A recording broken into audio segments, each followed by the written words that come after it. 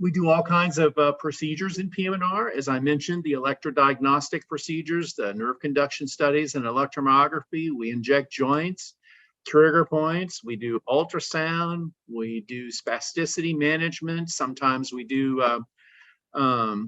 intrathecal injections. We do image-guided injections and procedures.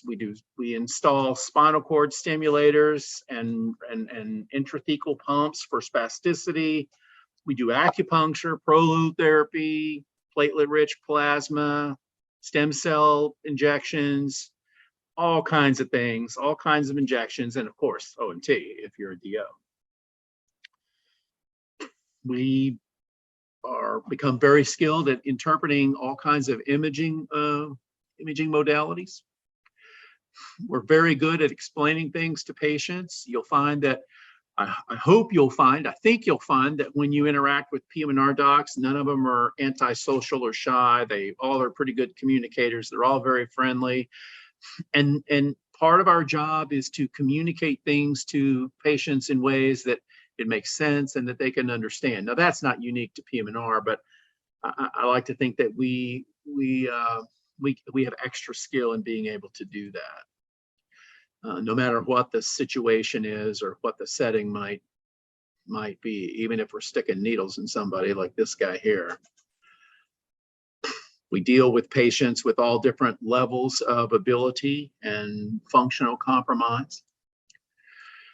But everything we do has an emphasis on function and restoring function as much as we can. So how did the specialty get started? Are we good? Are we okay so far? Anybody have any questions up to this point? Okay. Well, the specialty got started back in the 1920s, 1930s. So we're getting close to at least the beginnings of the specialty being about 100 years old. MDs and DOs began to work together in using what was called back then physiotherapy to deal with some of the musculoskeletal issues that people were encountering, particularly soldiers who had served in World War I and survived. In the 1920s, they started the American Society of Physical Therapy Physicians.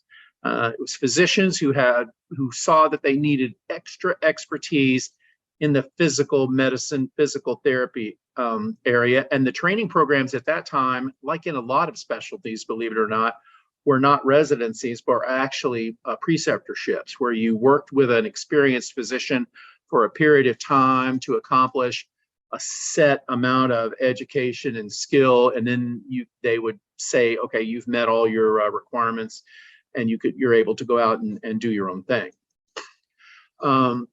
More formal education started in the 1920s with some preceptorships. The first residency started in the 1930s at the Mayo Clinic, and it was a 3-year residency. And then World War II came along. There was a lot of new technology. A lot of people were surviving that war that had never survived before.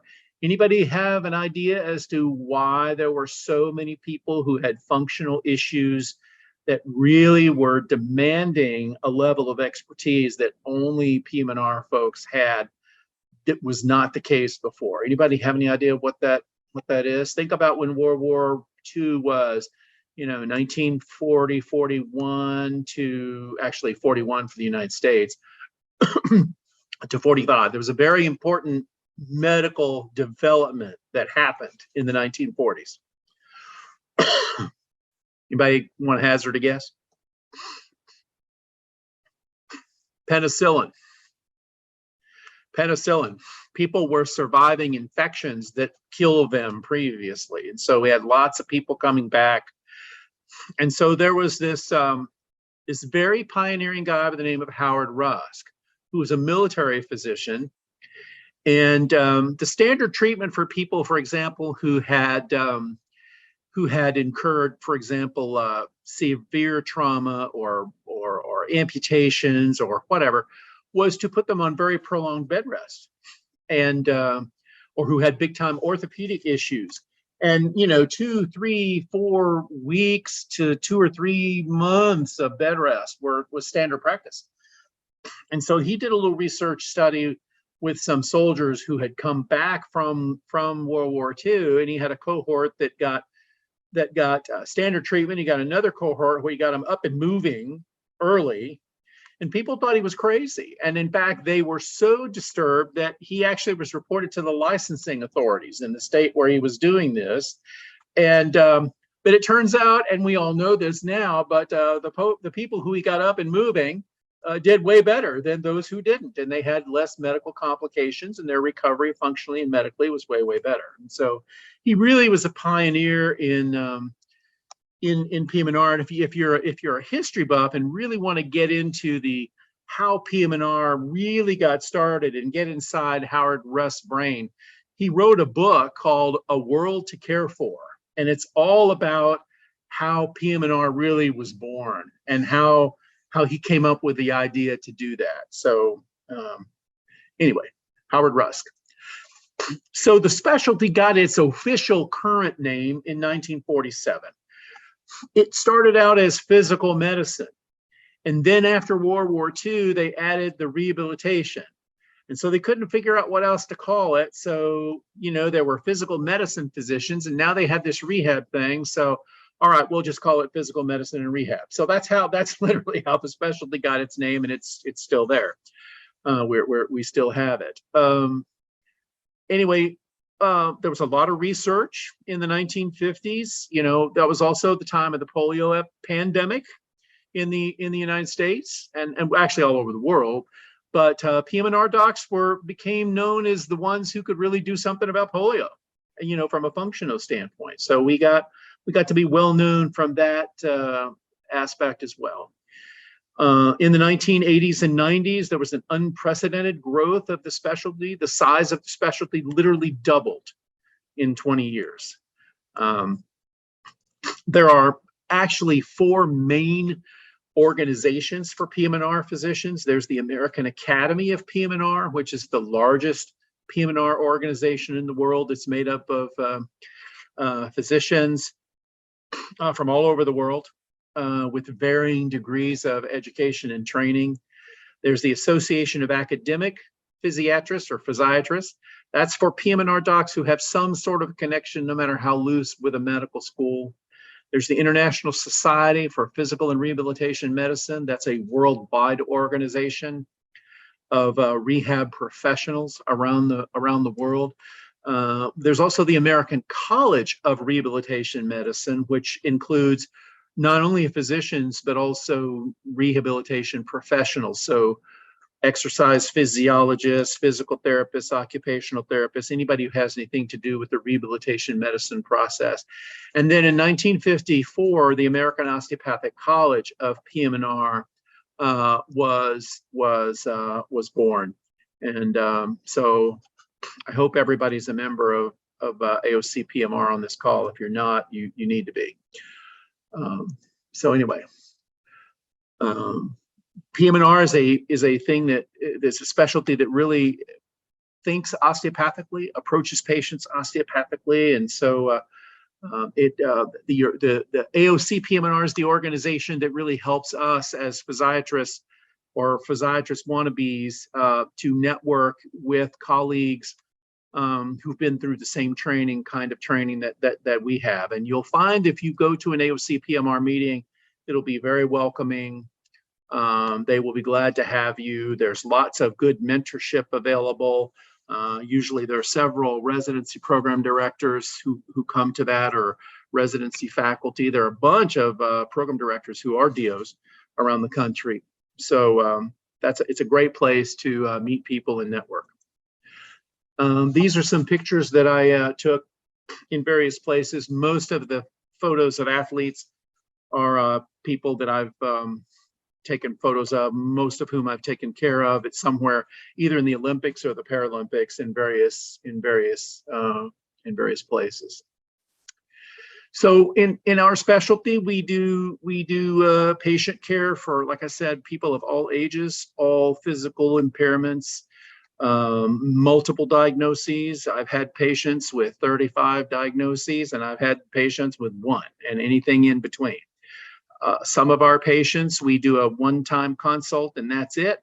and answer a question that another physician has, and we may never see them again. And other patients we will have ongoing relationship with for a long period of time, and everything in between.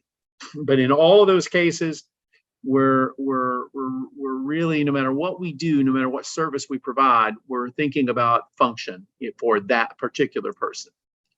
We have journals in our discipline that are dedicated to our specialty, but we have, we of course read other journals of related specialties as well. What PM&R docs do in terms of their practice is quite varied. You can do patient care that's all outpatient. You can do it that's all hospital based. You can do a combination of that. You can be just a consultant. You can be just a researcher. You can be just an educator, or you can be any combination of any of those things. So you'll find PM&R docs doing all of those things. There are several subspecialties as well. As I said before, you can spend your whole career as a generalist and kind of dabble across the breadth and depth of the specialty, and that's fine. And you can be a subspecialist. The most popular subspecialties for PM&R physicians are listed here on this slide. These are also the ones that are specific subspecialties of PM&R that you can do a fellowship in and actually get a subspecialty certification as well. There are other fellowships that you can do, though, things like, or where you can get additional training, not only within your residency, but after it, in things like performing arts medicine, prosthetics and orthotics, OMM, movement disorders, neuromuscular disease, those kind of things. So to become a PM&R doc, everybody knows you got to go to medical school, survive 4 years of that. And then training after medical school is 4 years. There's 1 year of what's called clinical foundations.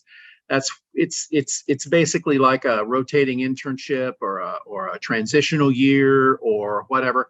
You can have a concentration in something like family medicine or internal medicine or emergency medicine. It doesn't matter what it's called. What matters is, does it contain the clinical foundational experiences that are required to begin PM&R residency.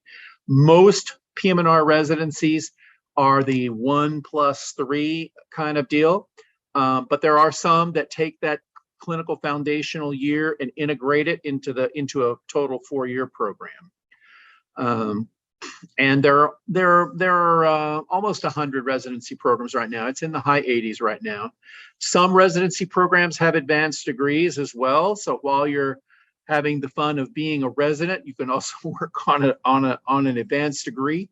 The program that I went to had advanced degrees available in rehabilitation sciences. So one of the advantages we had was that you could use some of your residency didactics as graduate coursework for graduate degrees.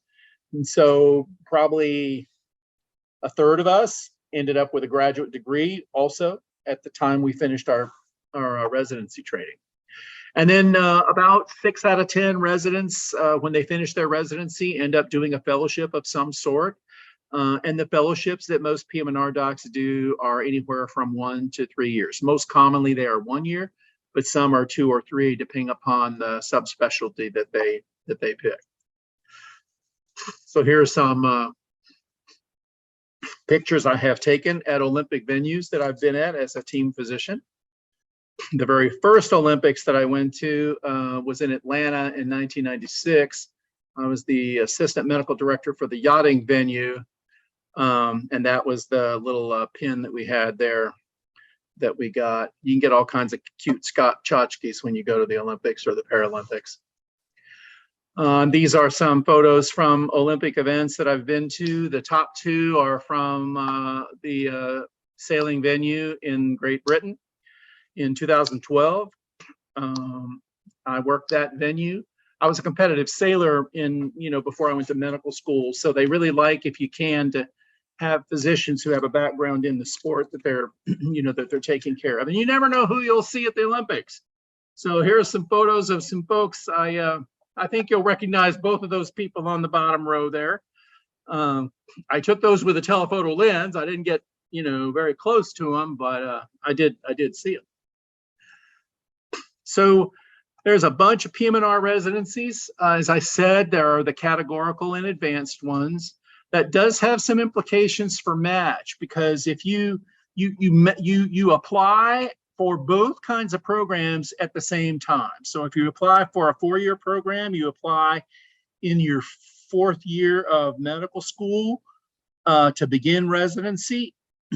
If you apply for a 1+3, you're applying for the PM&R residency program that begins at the PG2 level, as well as at the same time, simultaneously in the same match, you're applying also for the PG1 level. Sometimes you can, get those in the same institution. Sometimes you can get them in the same city, but at different institutions. But some people make a fairly significant geographic move between the PG1 place and the PG2 place. So it just depends on how that works out. Most PM&R programs take 4 to 5 people a year. That's the average size. Some are smaller, some are larger. There are some combined programs if you're into a 5-year academic abuse situation that you would like to do. So you can pursue internal medicine and PM&R concurrently, and you can also do the same thing with PEDS and PM&R. If you do the 1+3, then those 3 years that are dedicated to PM&R, and well, actually it's the same thing for the 4-year ones. You'll get at least a year, but not more than 2. So somewhere between 1 and 2 years of rotation experiences where you'll be taking care of people that are in the hospital for various and sundry reasons. And most programs, it's 50-50 or 60-40, something like that. Just like in any specialty, when you're applying for residency, you want to notice the program's timetables, their deadlines for things to get in, to be considered for interviews, those kind of things. And you have to interview, obviously. It's important when you are applying that you have all your documents ready by the time, if at all possible, by the time ARIS opens and program directors have the ability to look at applications. Because and I can tell you as a former program director, if you have everything ready for them to look at and it's complete either on the day that they can first start looking, or really soon after that, what that tells the program director about you as an applicant is you have the ability to take a complex multi-step project and meet a deadline and get it done, keep track of the big picture, and at the same time have good attention to detail. What program director doesn't want a resident in any specialty who can do that, who can't do that? I mean, that's going to be important no matter what. So those things are really, really important. Most of the time, interviews are for like a half day. Sometimes they last longer than that. Most interviews now are virtual. And in the interview, they're going to try to find out 2 things. Are you a good candidate for the specialty?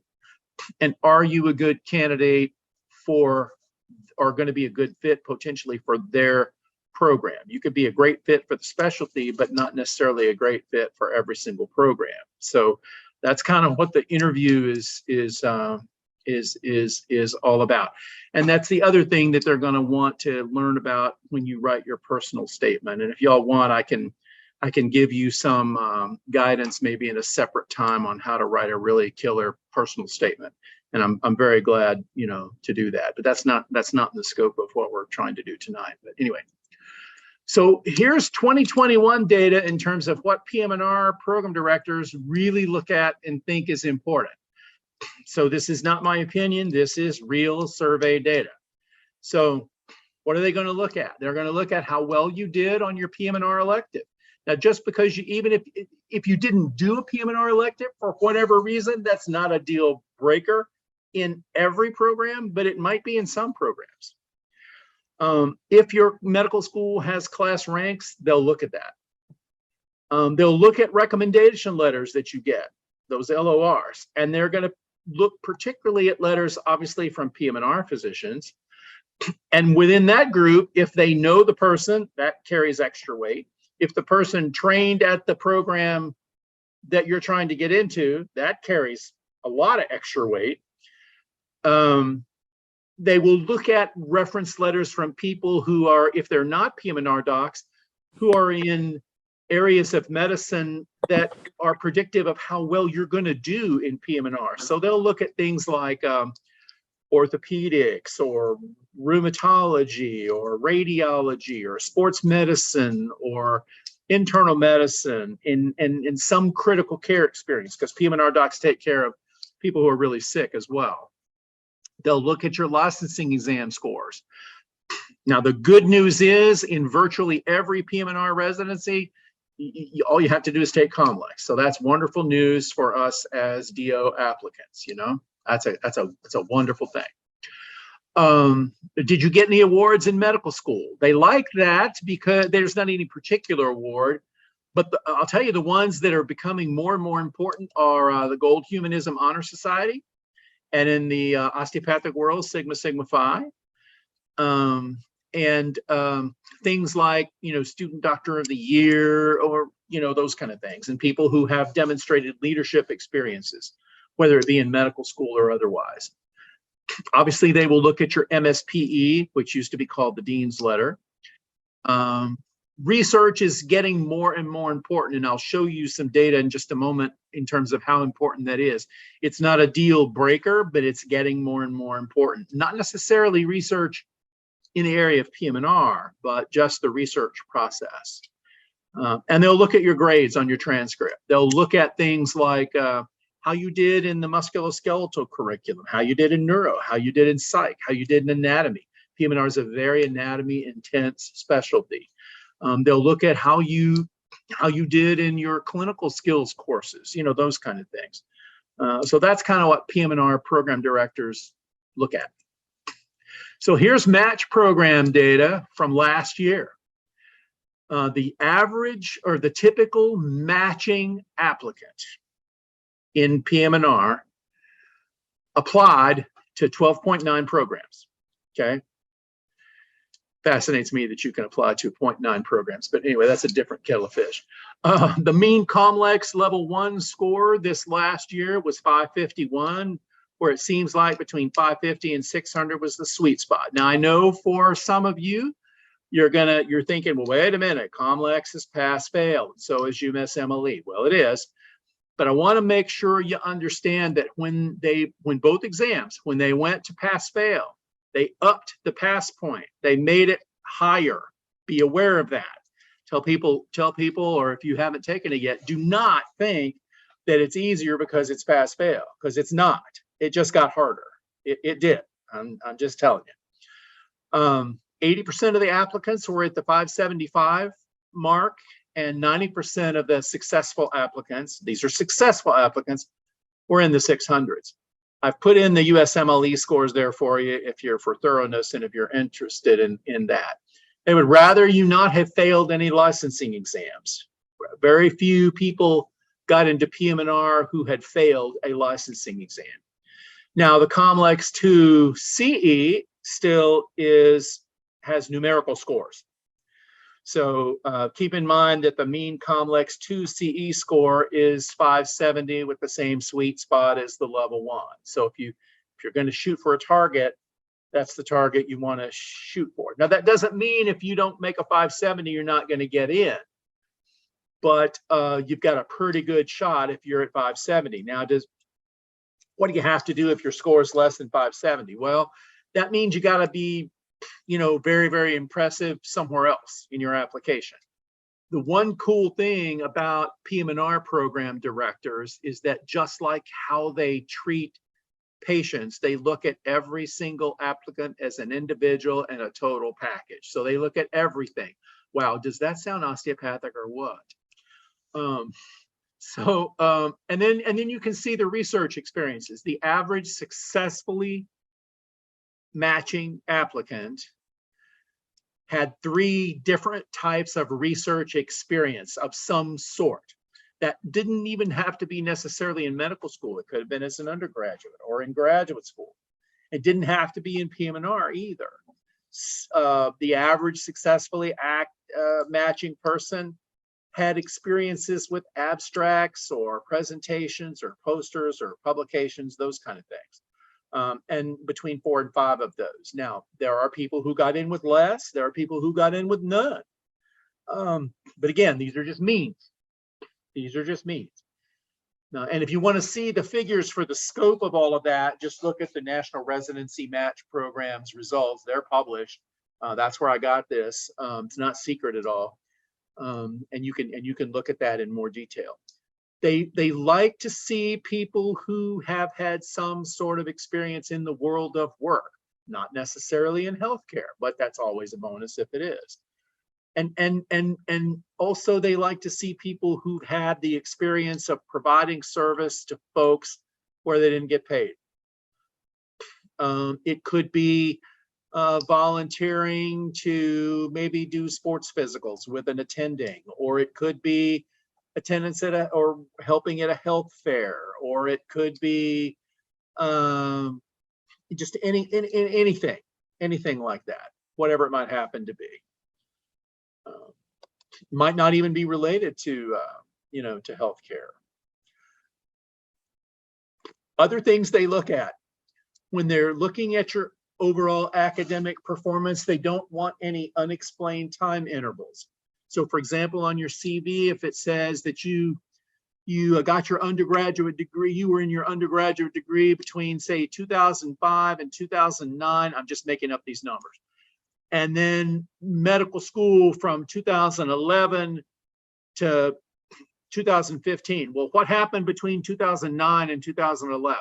That's called an unaccounted interval. They're going to want to know what you were doing. You don't have to have been in an educational program. You could have been doing who knows what. You could have been traveling in Europe for 2 years because you were just so tired of going to school. That's perfectly fine. You could have been taking care of a sick family member. You could have been whoever. They just want to make sure you weren't in drug rehab or in prison. That's really the main thing. They just want to know what you were doing. Unaccounted intervals, they don't like. And I can tell you, when you apply for a license, you don't want any unaccounted intervals from the time you started undergrad until the time you apply for a license. Every time frame needs to be explained. And you know, like I say, as long as it's explained, it doesn't matter really, unless it's something bad. They're going to read your personal statement. I can tell you that from a historical standpoint, the weight that was given to the personal statement wasn't as much as it is now. And that's because the situation changed in the pandemic, where now we really, you can't, in any specialty, program directors can't insist that people come and do an audition rotation or shadowing experience or whatever in order to be a viable candidate. And so because that's not possible, program directors, excuse me, have to look at other things. And that's what caused the personal statement to take on extra importance.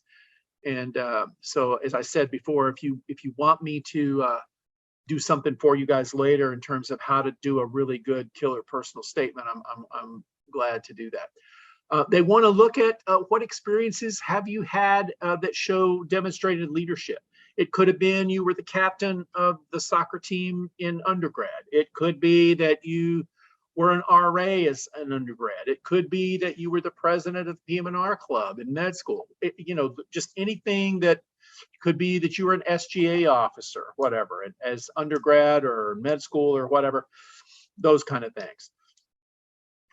They want to know that you're a person who's honest, reliable, and has integrity, good work ethic, that kind of thing.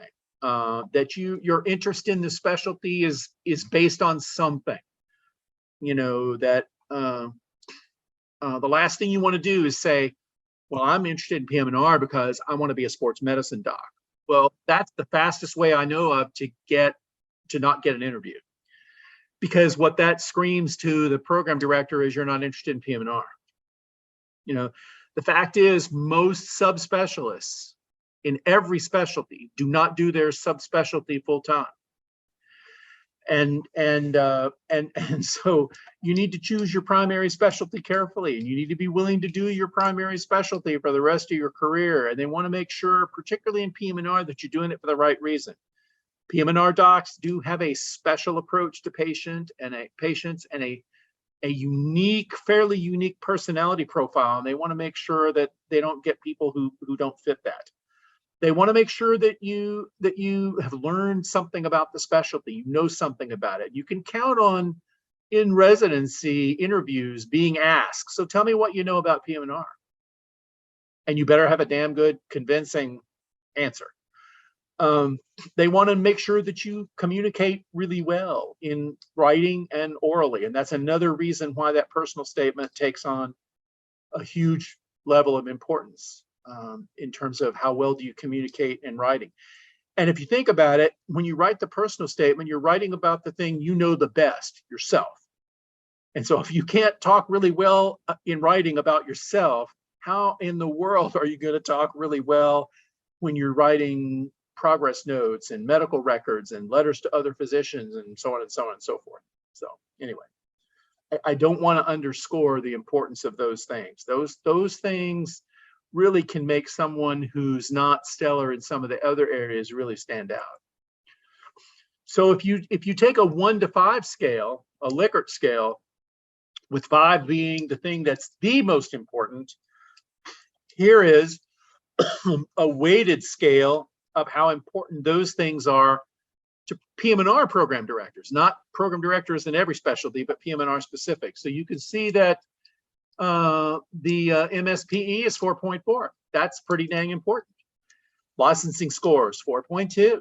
That's pretty important. Personal statement 3.9. That's pretty important. Perceived commitment to the specialty 4.7. Pretty important. Those kind of things. So your work ethic, your professionalism 4.6.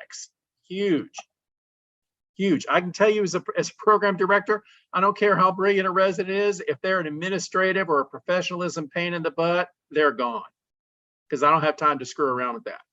And neither does any other program director. So, and when you select people to write reference letters for you, you want to make sure that they know you well enough that they can say specific things about you, not only your medical knowledge and your clinical ability, but your work ethic and your motivation and how well you communicate with people and your organizational skills and all of that. That's just as important as what your medical knowledge is.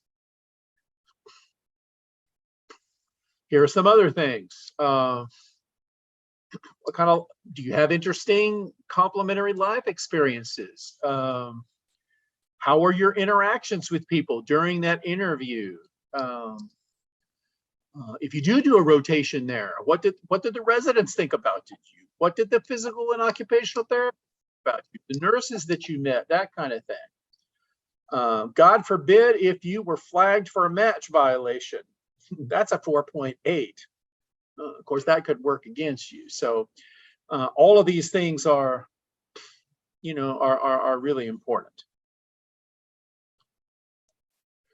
So what kind of rotations do PM&R program directors like to see on your medical school experience? Well, they really like to see a PM&R rotation, but some other things that are nice would be things that are related to PM&R, things like these things that are listed here. You don't have to have all of those, and it's not like this is a complete list. It's certainly not. But those are the things that that will not only show your background is pretty good for the specialty, but it also, the more background you have in related areas, the easier you are going to be able to be taught. The easier you are to teach as a resident. So any of those are fine. So what kind of rotations and experiences will you have in a PM&R program, a residency program? No matter where you go, you're gonna experience these things on this slide. General and specialty, inpatient and outpatient. Everybody does a ped rehab rotation. Everybody does electrodiagnosis. Everybody does rheumatology. Everybody does burn rehab. Everybody does geriatrics. Everybody does cardiac, pulmonary, cancer rehab, blah, blah, blah on this list. Everybody will do these things too.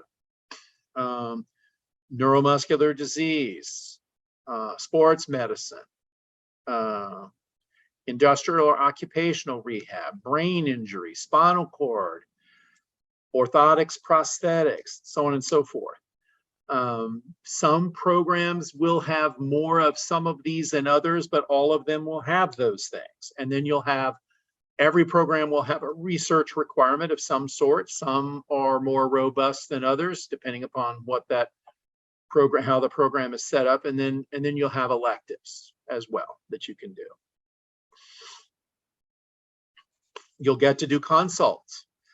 You'll get to do pain, acute and chronic pain medicine. You'll get to do ultrasound. You'll get to do hospice and palliative care rotations. You'll get some training in OMM beyond, well, I start to say beyond what you got in medical school. You'll pretty much every program in PM&R, believe it or not, really, they have some sort of manual medicine or manipulation training. It may not be beyond the scope of what you learned in medical school. And in fact, in a lot of programs, it will not be. But remember, they have to get our MD colleagues up to speed, not to the level that we are as DOs. That's not the issue, but so that they're not clueless. And so if nothing else, they can do a structural assessment and make a good referral. You know, could this person maybe benefit from OMT, you know, but from somebody, whoever it might be. But there's some programs that have dedicated, you know, rotations in OMM, so you can really advance your skills. So here are some additional photos that I took. Now I want to direct your attention to the top right one. This is at the Paralympics in Korea. Okay, this is a guy with who's lifting these weights. He has sacral agenesis, so he's got nothing from just above the sacrum down. Okay, notice the weight he's lifting. Notice how many kilos. He doesn't weigh anywhere close to 230 kilos. I thought, man, I got to get a photo of that. Now that's just impressive. I mean, that was ridiculously impressive. So anyway, the other photos are from the Paralympics. All these photos on this slide are from the Paralympics. And again, in the bottom right, you never know who you're going to see. I would hope that y'all would recognize the red-haired guy in that slide. You've probably seen him a lot on TV in the last month or so. So PM&R residency, what that's like. You know, compared to a medicine or a surgery residency, life is good.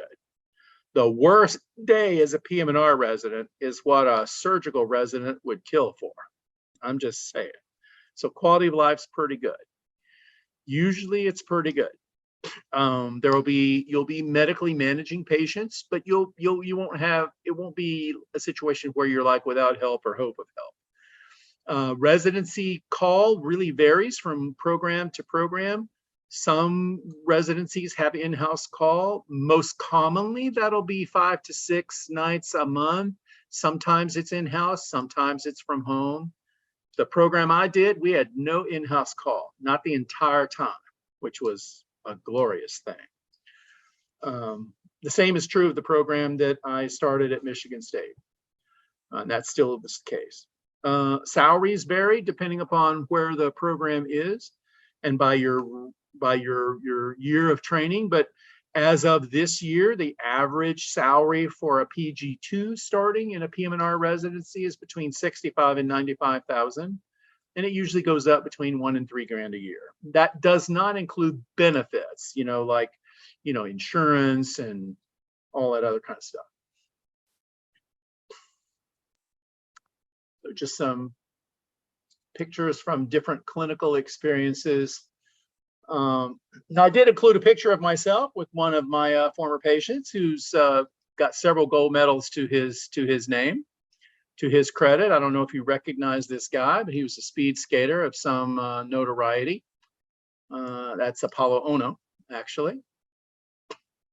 So he's a good guy. He's a good guy. Anyway, and then here are some other photos from various and sundry places. The one on the left is not from the Olympics or the Paralympics at all. And let me tell you, the Paralympics is just as much fun, maybe for PM&R docs, maybe even more than the Olympics. It's pretty amazing. And these guys are as hardcore as any elite athlete that you might find in any other setting. They're just, oh my God, it's so much fun to take care of them. And here's a little electrodiagnosis going on. And some braces. Anybody know what kind of brace that is? Anybody want to venture a guess? If you've done a PM&R rotation or anything? Okay, that's all right. Don't worry. And sometimes we are team physicians as well. So after residency, you can do a fellowship. There are lots of fellowships that are possible. This is not a comprehensive list. The things that are asterisks are the things that are the most common fellowships that PM&R residency graduates do. But the other ones are also possibilities as well. Most of these are 1 year. Now pediatrics, peds rehab medicine is a 2-year fellowship. There are some sports medicine fellowships that are 1.5 years or 2 years, depending upon if they have a research component or not. But most of the others that are asterisks are 1 year ones, and some of the ones in some of the other areas are, some of them are 1 year, some of them are more than 1 year, just depends on the fellowship. You can also, there's also a rehab medical scientist training program for PM&R residents where you can get funded up to 3 years of advanced research training. And there's also programs for academic leadership for residents who are interested in that as a career path. There's a great opportunity for medical students, and those of you who are in AOCPMR club, be sure and let the students who are coming behind you know about this. This is a funded 8-week externship at various places around the year, and it's for medical students interested in PM&R. And it's a pretty nice stipend, and it's typically in the summer between year 1 and year 2. So that's a pretty sweet deal, and usually those are in places where there's also a residency program. So it's a great opportunity not only to get research experience, but it's a great opportunity to meet a lot of people and network. There are medical student summer externships as well, and then of course you all know that there are post-residency +1 programs in OMM also, which can get you, after you finish your PM&R residency, you can do a +1 program, and you can be eligible to take the board certification exam in neuromusculoskeletal medicine as well. I'm not biased at all. So PM&R really as a specialty it has its own unique area of knowledge and skill as a specialty, but it connects very closely to lots of other areas in medicine as well. So we find ourselves as PM&R docs being very connected to and working frequently with specialists in some of these other areas, as well as in primary care. So why should you really consider PM&R after I've told you all this mess? Well, there's a huge shortage, okay? And that shortage is projected to continue for the next 3 straight decades, okay? So there's no job shortages gonna be happening. You will always have jobs available. So there's a huge need. Why is the need getting bigger? Well, the population of the United States is aging, that's part of it. In fact, that's the biggest part of it. But the lifestyle is pretty good. It is the top specialty for work-life balance in a survey that was done in 2021. Number 1 in terms of, and the specialty itself has done some surveys looking at career satisfaction of people when the first 5 years of practice, the first 20 years of practice and beyond, and across all of those areas, everybody still, if you knew then what you know now, would you still pick PM&R? The answer is almost always yes. That's pretty good. Income is pretty good. We are one of the higher compensated non-surgical specialties. Now, these are mean salaries here. So there are some that are quite a bit more than that. You know, you're not going to make as much as you are as an orthopedic surgeon or neurosurgeon or an interventional cardiologist. But man, if you can't live on $250,000 a year, you got another problem. I mean, really, even if you have med school debts, I mean, $250,000 a year, that's pretty good. That's decent. And there are lots of opportunities exploding in different areas. You know, when I finished residency, there weren't that many opportunities, for example, in smaller non-urban areas, but there are huge opportunities now. Just to give you an example, I live in a county with 35,000 people. I'm the only physiatrist. Do you think I have a shortage of patients? Hell no. I am booked into 2023 right now. Right now. So I have no, you know, it's just fine.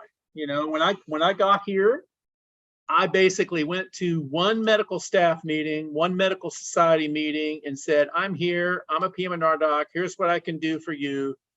And my practice was booked out 9 weeks within 2 weeks. Just to give you an idea. If you're good at what you do and you treat patients nice, the word will get around and you'll have more patients and you can stir with a stick, to use a Southern expression. And that's fact. So there are lots of opportunities. The other thing that's really cool, I think, about PM&R is that you don't have to do the same thing for your entire career, even within the specialty. You can change what you do. You can work. For example, you could start your career doing just inpatient, and then you can switch to a combination of that, and then you can switch to just doing outpatient. You can go back to inpatient if you want.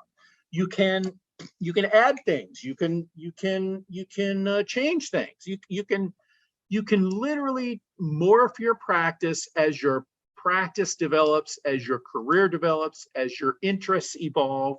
You can have your practice change with you. You really can. That is, for me personally, probably the most impressive thing about the specialty. You're not a prisoner to anything.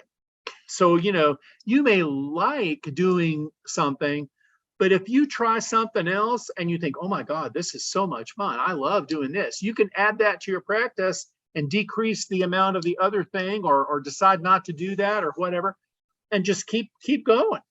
You know, you really can. You don't have to let go of anything completely.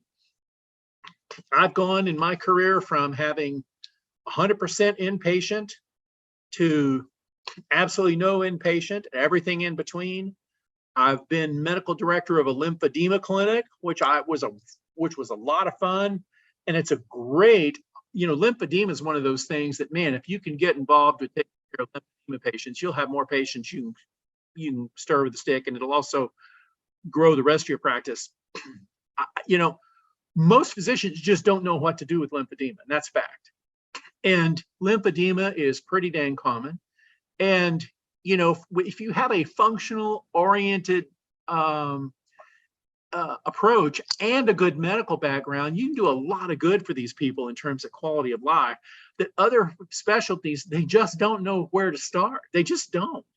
And so I got to, you know, I was in a practice of 8 docs, and the person who was doing lymphedema got a great opportunity to go somewhere else, so she did. And so I thought, okay, well, I'll take over that. I became the director of that program, and I thought, okay, I'll do this for a while until we can recruit somebody who will do this. But I fell in love with doing it, and I said, hell no, we're not recruiting anybody. I like this. And so I did that for a while and had a great time. So, you know, you can, like I say, you can evolve. You really, really can. That's one of the best things about it. There are no limits in terms of geography. And as I've said several times, the osteopathic approach is kind of built into what we do. These are some photos I took less than a month ago, actually, in Lausanne, Switzerland, at the International Olympic Committee headquarters. That's the fountain out in front of the building, the eternal flame, the Olympic flame right in front of it. and then standing in front of it, looking down toward Lake Geneva in the bottom photo there. So it was a beautiful day that day. Kathy Johnson is a former gymnast. I had a chance to work with her really well. In fact, I was her athletic trainer in undergrad, so we've crossed paths many times. So this is from Atlanta, from the 1996 games. There's a patient you may or may not have recognized, or you may or may not see him. I did not take this photo. There was someone on the bottom of the pool taking this photo, but they took it actually it was a magazine publisher, but I know this patient very, very well, so they gave me a copy of the photo. That particular athlete has had OMT multiple times and really likes it. Paralympic athlete.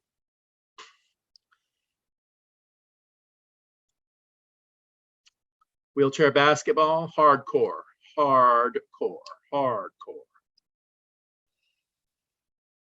You never know who you'll see at the Olympics. Does anybody not know who this guy is, or anybody recognize? Nick, do you recognize who that guy is?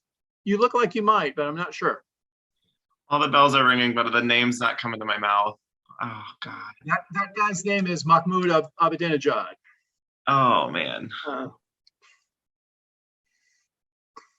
I was not gonna get that. I don't know who I was thinking of. That was not who I was thinking of. Very high-ranking government official in Iran. Got it.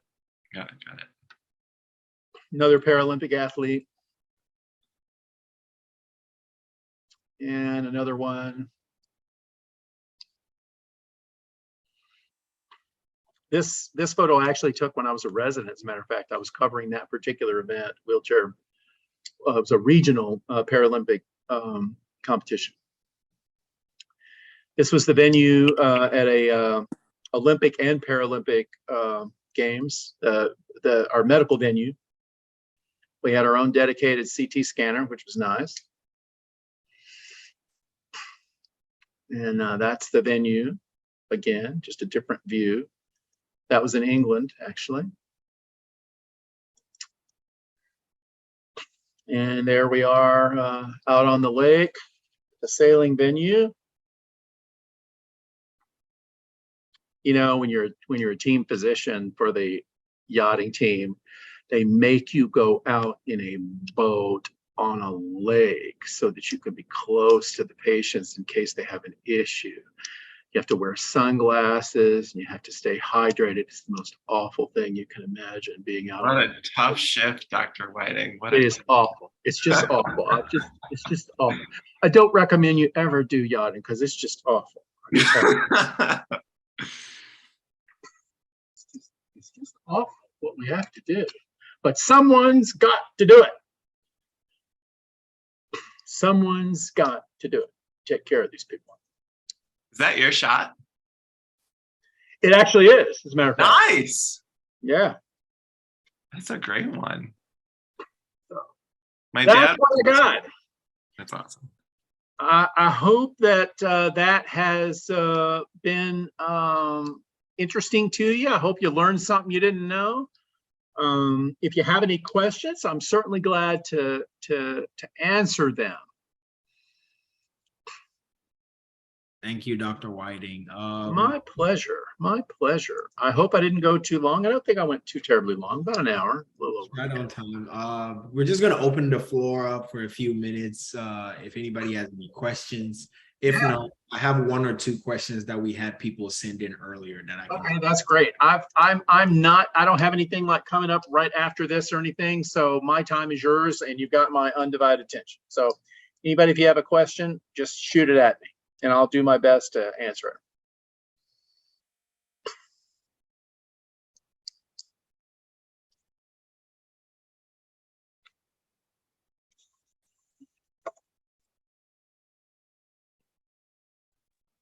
Looks like no. I feel like you probably covered a lot of it. Most people's questions. Oh wait, looks like.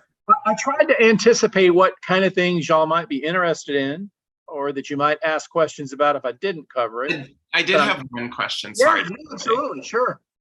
So it was great to have so much osteopathic pride in a lecture with PM&R, because I think we're all here because we're interested in PM&R, and we all kind of recognize how closely connected those two things are.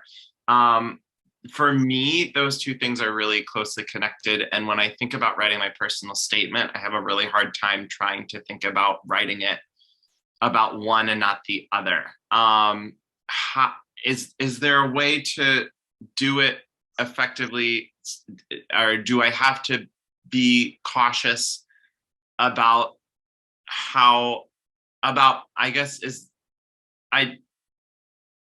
sorry, I'm getting caught on my words. I'm thinking about how cautious I have to be in terms of kind of being too proud of being an osteopath, not coming off as being too proud, but coming off as based on my early training, this is what led me to this career path, and how these two have merged. Is it okay to talk about how one has influenced the other? Are you talking in the context of like a personal statement as Yes. part of the residency? Okay. Well, remember that in the purpose of the personal statement in a residency application in any specialty, including PM&R, is for you to be able to tell the folks in the residency programs that you're applying to things that they can't find anywhere else in your application. So in a personal statement, you would not talk about your class rank and your grades and what rotations you've done or any of that stuff, because they've already got that somewhere else.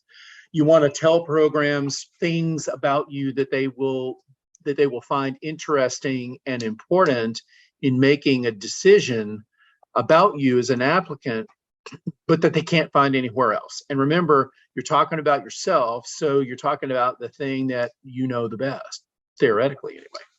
So with that in mind, the things that there are going to be four main things in a personal statement you want to make, and I'm working up to answering your question, but I've got to set the stage for the answer. There are four things that they want and I'm stealing a little bit of my thunder for if I were to do a presentation on this, but I won't. I'll just cover the top part, the high points. They're interested in four things. Why did you select the specialty, or what caused you to select the specialty? Okay. Secondly, what skills and attributes do you have that are valued by the specialty?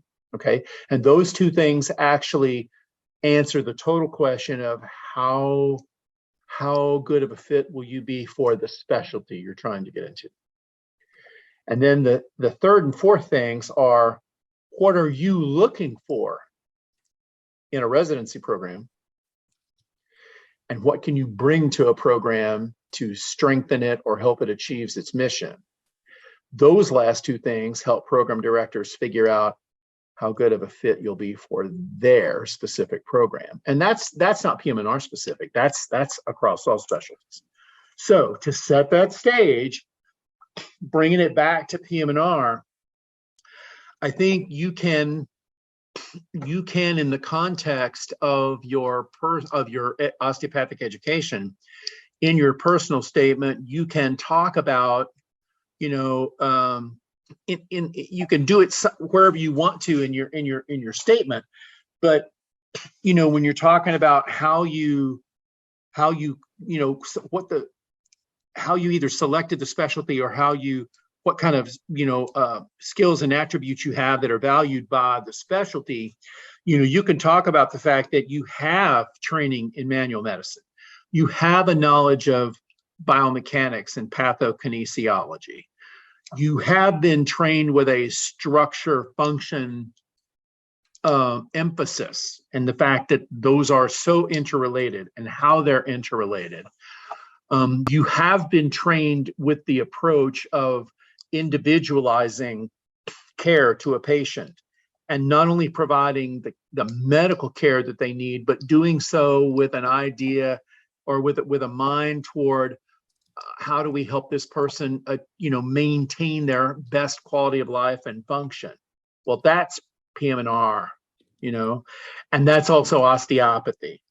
So you can talk about the two without, going overboard in terms of, I'm so proud of being an osteopathic medical student. Because you know what? They're already going to know that, because they're going to see where you graduated or where you're going to graduate from. They're going to know that. So that won't be a revelation to them. So you can take what your background is as an osteopathic medical student and as an applicant and translate it into how does that make you a really good candidate for this particular specialty. So that would be my answer to your question. I think you can strike that balance there so that you can recognize that your background gives you a skill set that's well suited for the specialty. You don't have to go into, how much manipulation training you've had or how many conferences you've been to or any of that, because for one thing, they're going to have that somewhere else already. But in the context of what the personal statement is trying to communicate, I think that would be an okay approach, a better approach to take, a more balanced, measured approach. I mean, you're not compromising anything. And you can still convey that you're very proud of the education that you've had. But it's really, they're not asking you in the personal statement about how proud of your education are you. They're asking you, how did you choose this specialty and what skills do you have? Well, if you're an osteopathic medical student, you've got a hell of a lot of skills that are very valuable in physiatric practice. Does that help? Yes. And I think another way I would want to phrase it as well is, why did you pick PM&R and why did you pick this field? In learning about all of these things that we get the opportunity to learn as osteopaths, I found that this was also existent in the field of PM&R. And that's how not only did I obtain these skills through my education, but I found I really liked this and I wanted to continue with this philosophy of care. Is that an okay thing to say? Yeah, that's fine. Sure. But you want to be real specific. Make sure you answer those 4 questions, because that's really what they're looking for. They want the answers to those.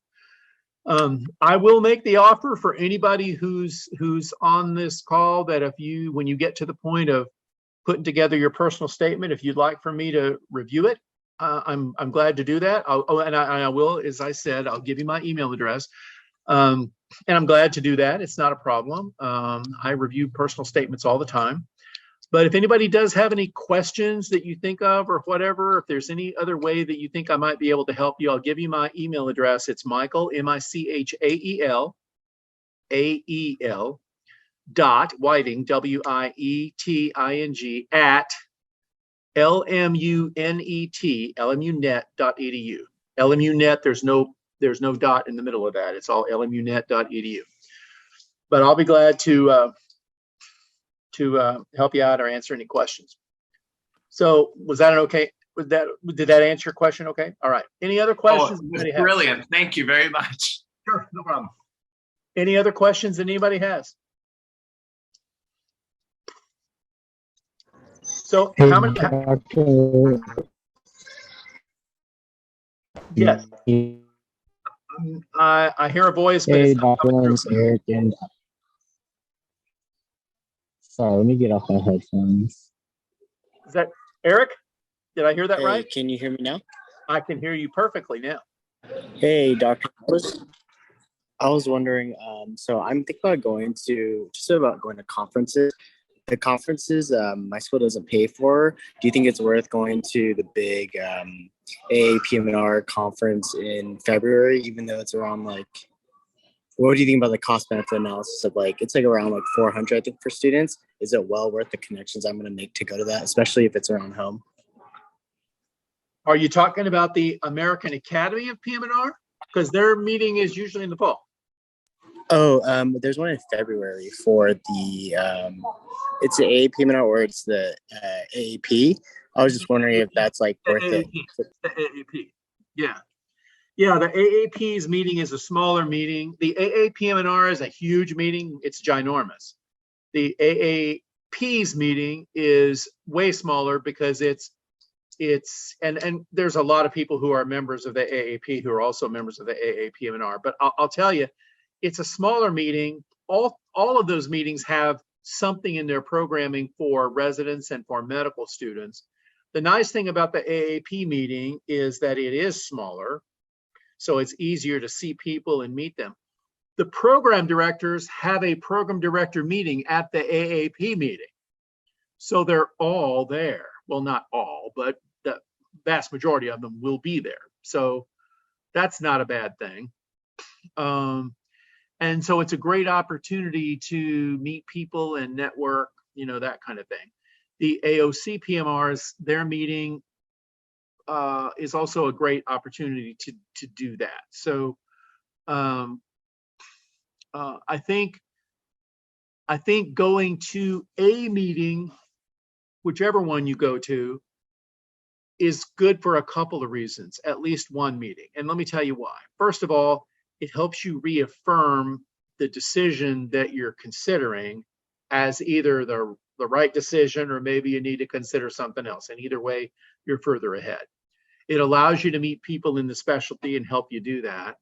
It allows you to learn more about the specialty. It allows you to meet your peers as well. It allows you to meet program directors and basically to just learn more about the specialty and learn more about some of the residency programs and what they have to offer, because residency programs will typically have booths in the exhibit halls and those kind of things. So it's an opportunity to meet people at various residency programs and find out a little bit about them and that kind of thing. So I think going to those kind of meetings, I don't think you have to go to a bunch of them, but I think going to at least one is probably a good idea and worth the time, energy, effort to do it. I recognize, the limitations on funds that you may have. So you may want to look at the different meetings and what's scheduled and what the opportunities are, and maybe so you can figure out what might give you the best bang for your expense and your time.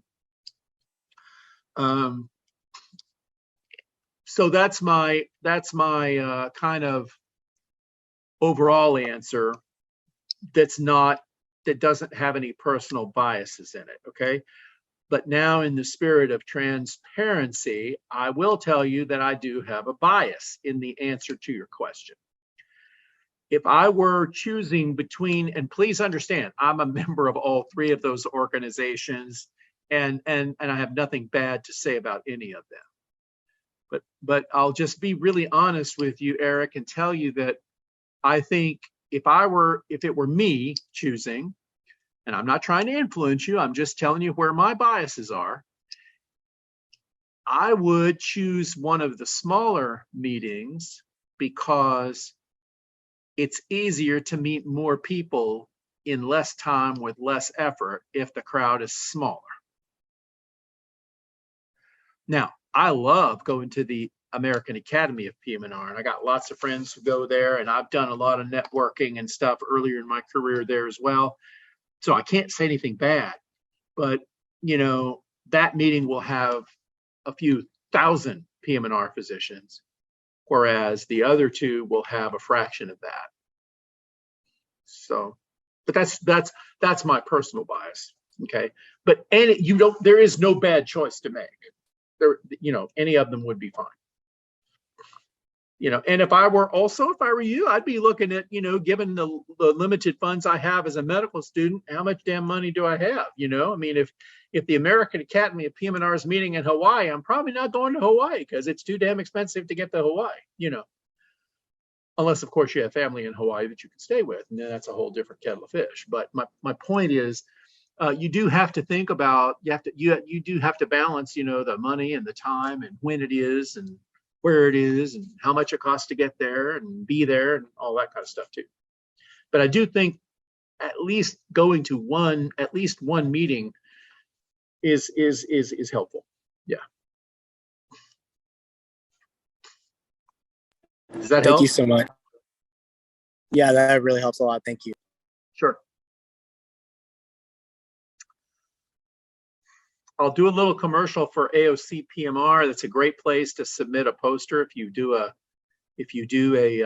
research project or something. They try really hard to give everybody an opportunity to present there and, you know, have that experience, and that'd be a nice way to get a poster on your CV, you know, a presentation of a research project that you were part of. I mean, you can do that at the other ones as well, but your chances are way better at that one just because they're focusing on, you know, osteopathic students. And also, to tag on to that, AOC PM&R was free this past year for students to attend, and we're going to try and do that again this coming year, and if not, at least make it in an affordable range for students to attend. And this next year, the mid-year meeting is going to be in Philadelphia. Mm-hmm. And pretty much all the program directors of all the PM&R programs in the Philadelphia area are planning on being there. That I do know.